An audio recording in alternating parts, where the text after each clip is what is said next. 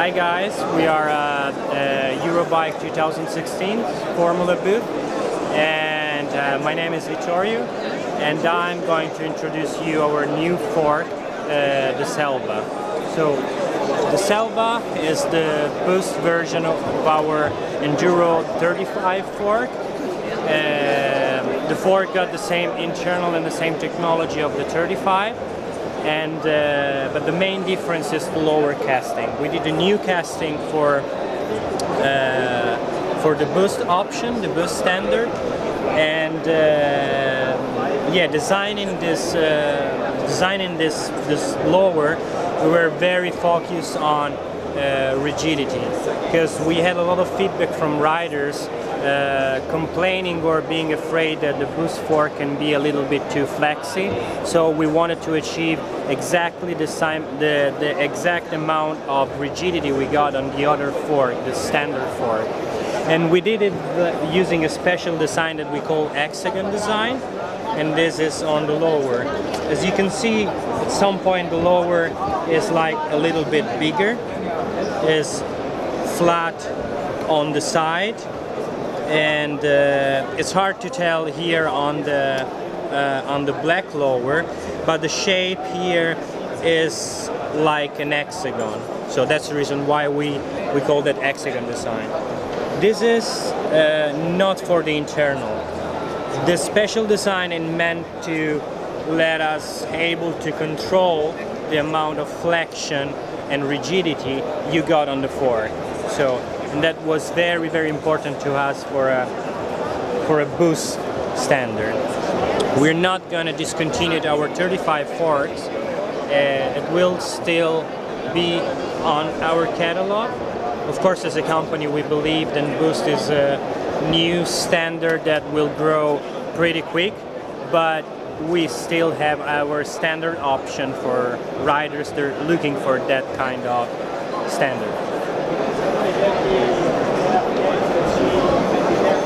So talking about the internal, we put a lot of technology inside our fork. So the internal is the same for all our fork, the Selva, the 35 and the 33. So, and yes, what we believe truly separates our forks from competitor is the way how we approach the problem of friction. Most of the companies nowadays, when they approach the problem of friction, they approach it talking about looking like developing a new stanchions coating. Stanchion coating is of course a key factor talking about friction, but not the only one. And nowadays most of the stanchion coatings are pretty much the same, and I would say also very good. But the difference is when you ride your bike. So when people test the fork in a static situation, like staying in the bike shop or at the parking lot, you're testing the fork in this way, like in a static situation. When you start riding, the friction comes to play. For example, while you're riding on a rough terrain, cornering at high speed, no matter the amount of stiffness that you got on your fork, you're going to experience some kind of flexion. So, and this is where the friction comes to play. What we decided to do is to build an internal. This is structurally merged with our forks. So the internal of the fork moves with the structure of the fork. So for example, this is the air side, right? So let's say that at some point while you're riding, your fork has a minimal friction of less than 1 millimeter. So this piston will start working like a little bit this way. So I'm a little bit making like a big movement. It's not that big, but just to make you understand. So the piston will start working in this way. So, and of course it's not in line with the internal part of the stanchions. But if you have a head like this one, like a floating head for the piston, the pistons will always work in line with the internal of the stanchions. But where we push it forward is on the hydraulic part of the thing, because we build a system, kind of the same system, like a floating system, inside the cartridge, in this bit, right? So you're never gonna have that kind of flexion while you're riding a fork. It's just to show you. So this cartridge is filled with oil. So if you try to do that with other cartridge, maybe at the first call you're gonna spill oil everywhere. And if you test that, like, so the amount of friction you got is the same if it's straight or if it's bended.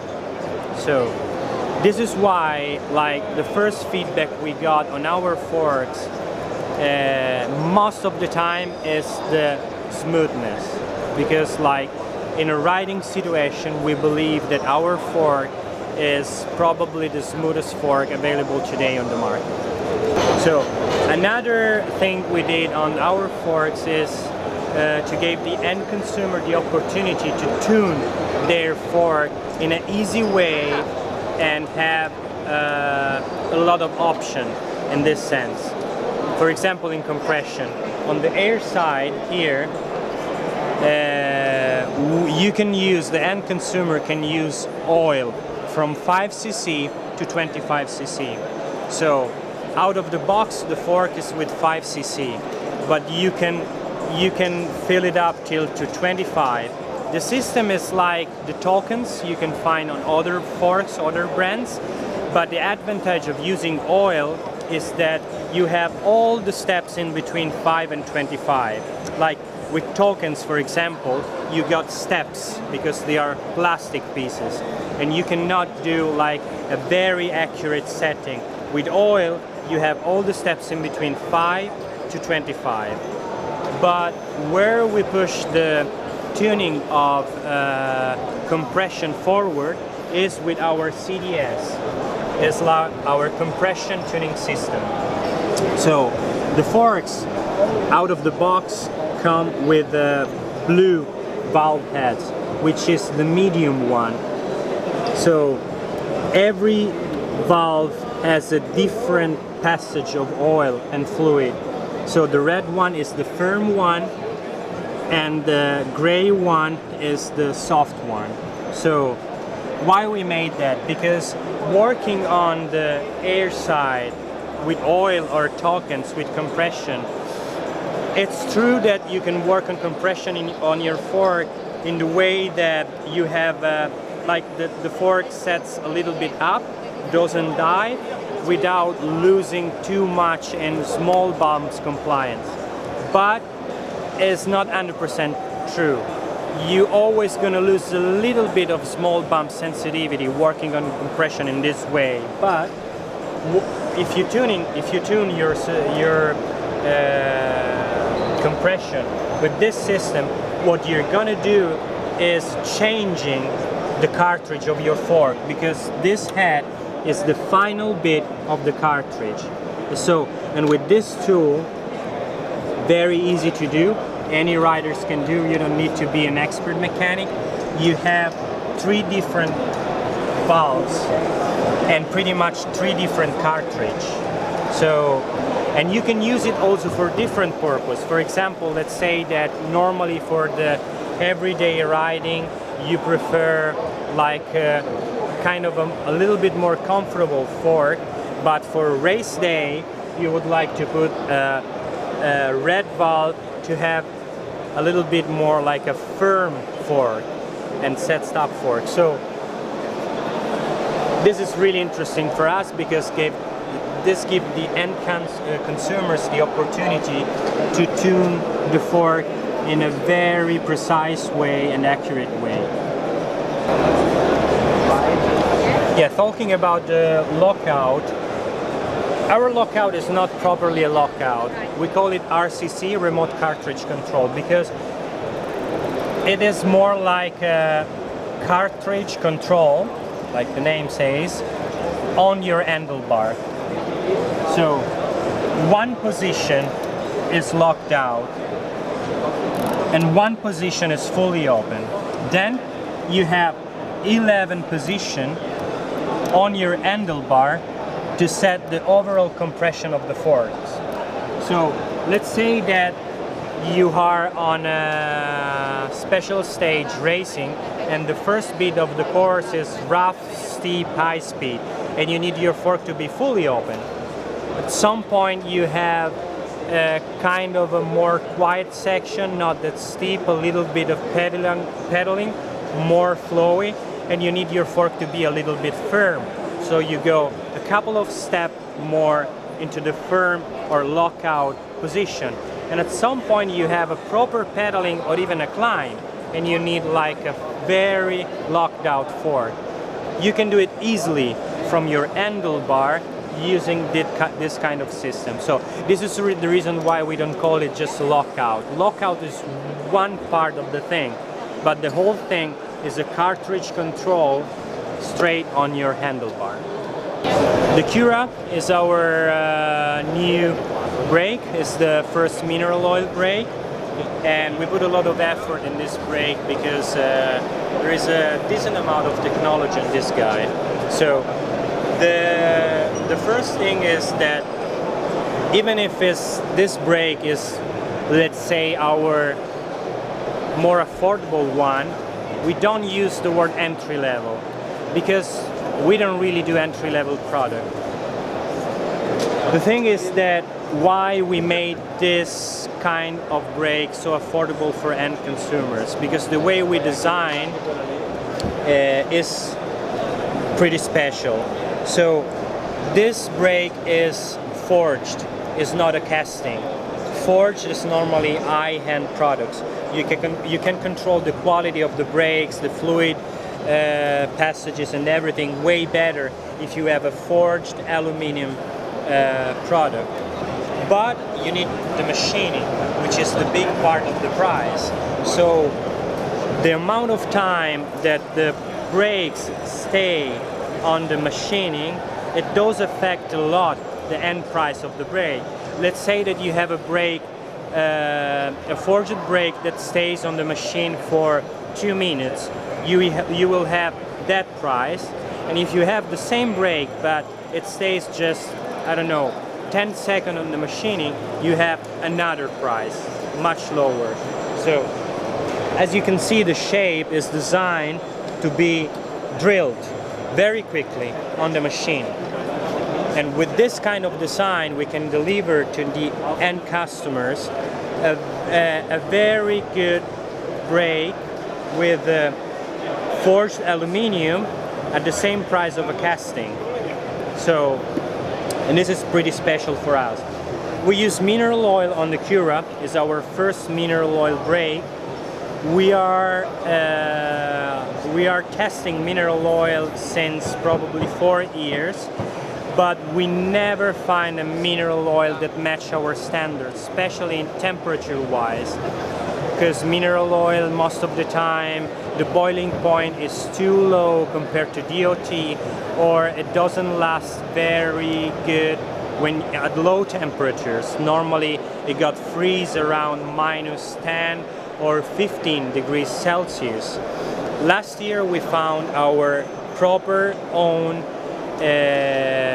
mineral oil formula, and now we have a oil where the boiling point is the same, if it's not higher than the DOT, and at low temperature it lasts still to -25 Celsius. It's like a DOT, and the performance are great. So that's the reason why we decided to do mineral oil, because once we find the good formula, it's good for us, because mineral oil, it opens a lot of doors in a lot of countries that are more mineral oil oriented, because the market is going a little bit more in that direction. So we did a lot of we put a lot of effort in the filling of the brakes. So as you can see, there is no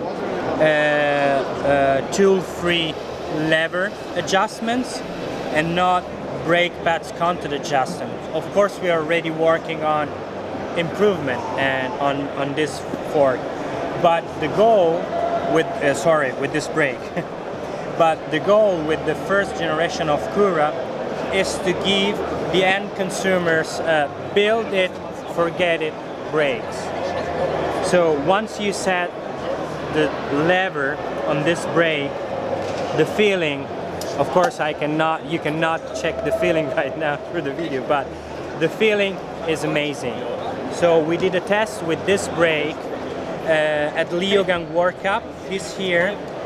We took 6 riders. They never used the Cura before. And one of the riders was Sam Blankinso, and we asked them to use the Cura at the first run, the first day of practice in Leogang. If you know downhill riders, you know there is not something that they want to do so easily, because the amount of training you got on a downhill weekend at the World Cup is not that much. So you don't want to get used to a new brakes 2 days before the race. So we asked them, okay, you will try the brake for your first run down, the first day of practice, and then it's your call. If you want to use the brake for your race run, you can keep it. Otherwise, we can put the other brakes on, the one you're used. So all riders decided to race with the Cura, and since then they're all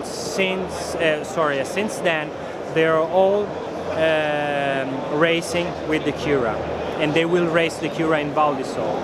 So that was pretty amazing for us, and this is tell you how amazing is the feeling on this new brake.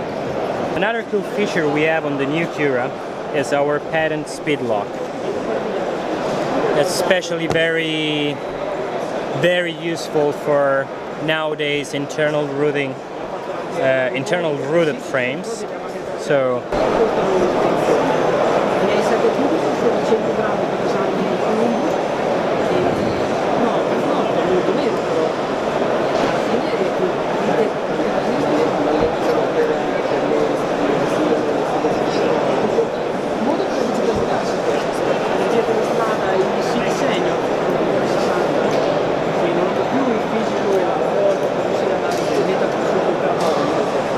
same feeling as before, exactly the same feeling.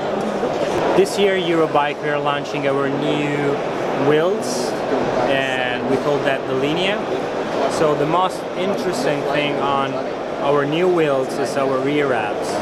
The rear hubs took like 3 years of R&D and is completely designed, machined and assembled in Italy. We have a pretty decent amount of technology in this rear hub. So the hub is 4 bearings hubs. Like any other hubs, there are 2 bearings for the axle and 2 bearings for the free hubs. But what is really interesting in this special design is that in most of the hubs you have the first bearing here, and that's the case of this hubs as well. And most of the hubs you have the second bearing here. So in this hub, our second bearing is here under the free wheels, the free hub, and it's not like a tiny bearing, but it's like a rolling bearing. So it's wider. It's like this one.